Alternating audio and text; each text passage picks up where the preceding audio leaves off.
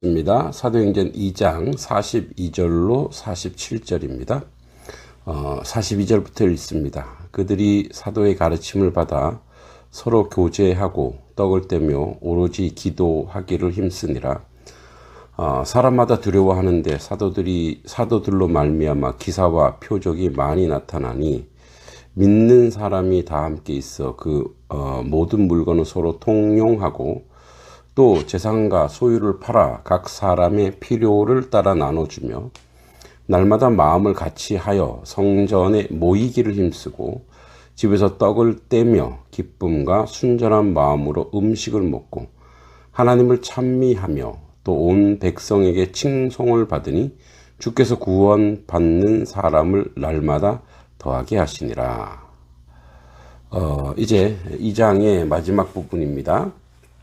자, 사도들의 가르침이라고 하는 것은 주께서 허락하신 이제 삶의 내용이죠.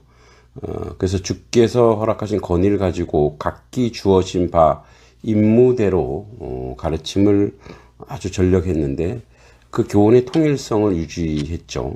그들이 가르친 내용은 예수님의 말씀들이죠. 특히 하나님 나라에 대해서 지속적으로 이야기하고 있고, 그리고 제사함과 구원의 역사, 그리고 그 놀라운 역사들에서 삶에 어떻게 실천될 것인가, 예수님의 공생의 기간에 했던 내용들을, 예수님 말씀했던 내용들을 계속 이제 그들도 선포했었죠.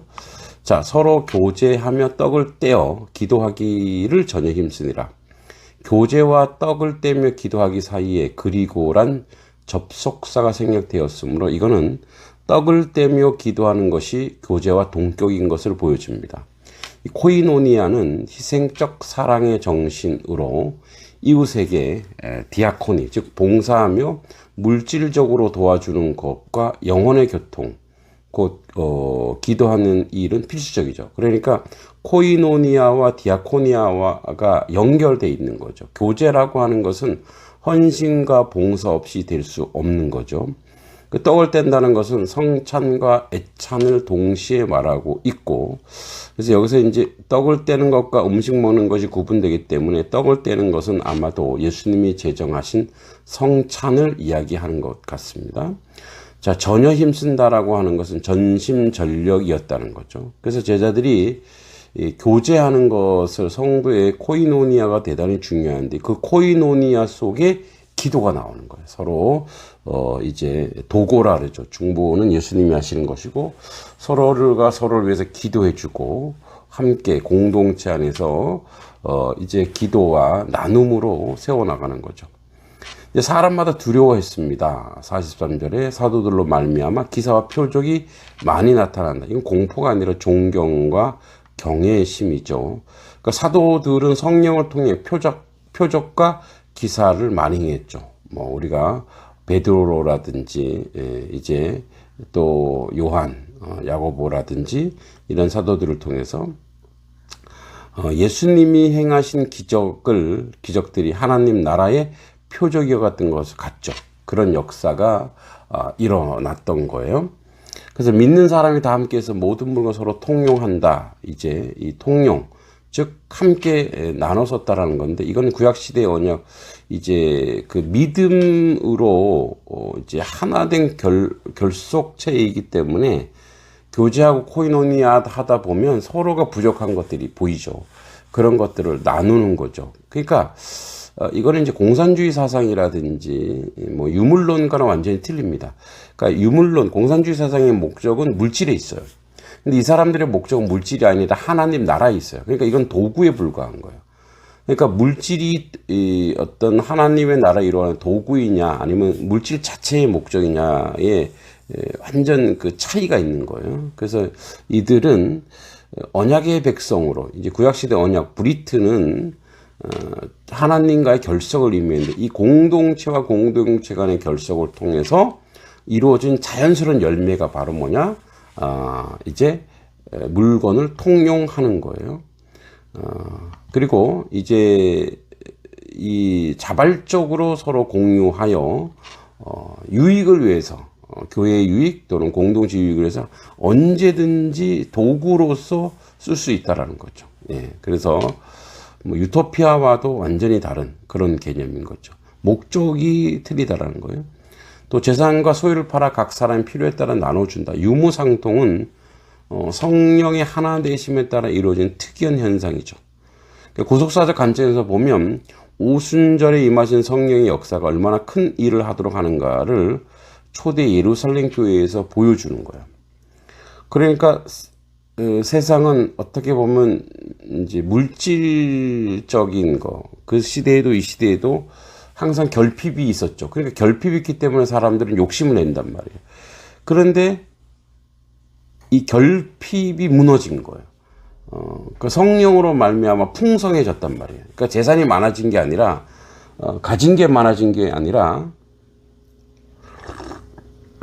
그들이 하나님 나라를 소유했기 때문에 물질은 하나의 도구에 불과한 거죠. 언제든지 나눌 수 있는 거예요.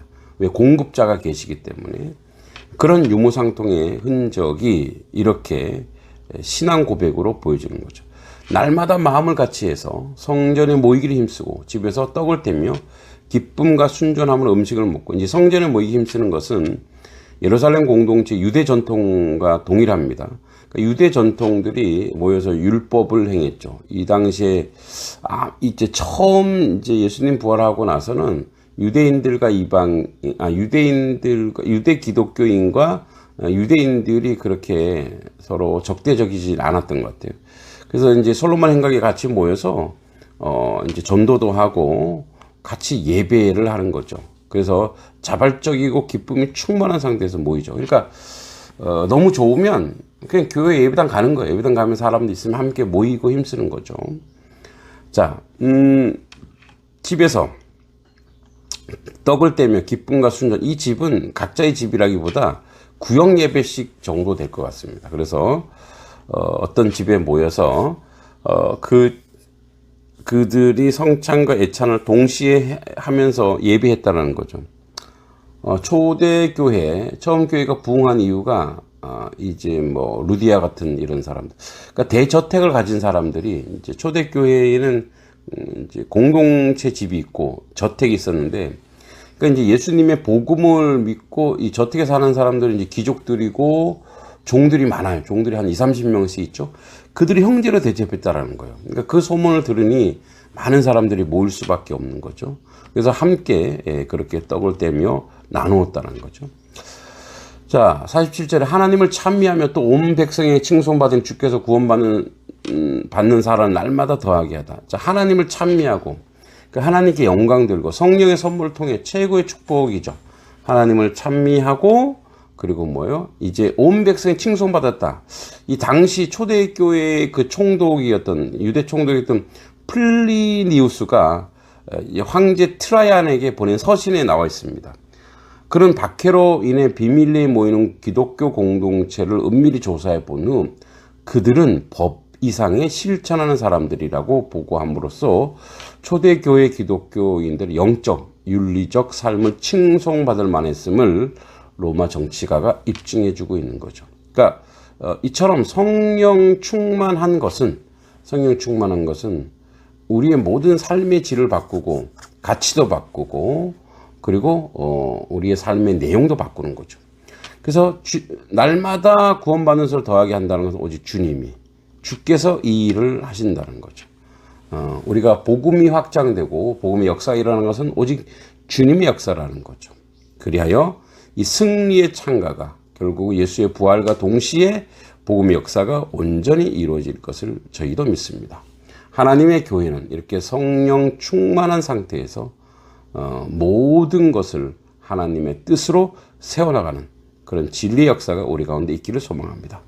하나님 은혜 감사합니다. 오늘도 주님이 주시는 은총과 은혜로 살게 하시고 아버지께 역사하시는 역사란 말미암아 온전케 하시고 거룩케 하시고 하나님의 뜻을 이루어가는데 부족함이 없도록 도우시고 인도하여 주시옵소서. 주의 선한 발걸음을 우리가 아버지 함께 걷기를 원합니다. 성령 충만하여 주의 일을 온전히 감당케 하여 주시옵소서. 예수님의 이름으로 간절히 기도합니다. 아멘.